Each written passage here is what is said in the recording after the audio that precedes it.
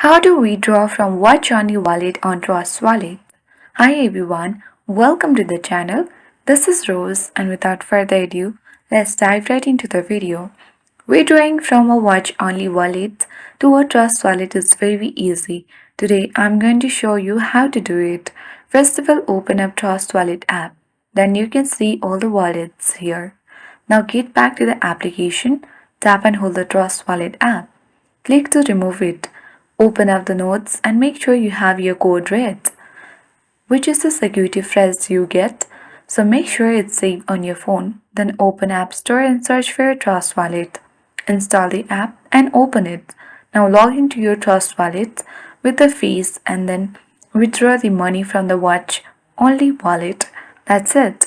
I hope this guide was helpful. If it was, then do like, share, comment, and don't forget to subscribe. Thank you for watching.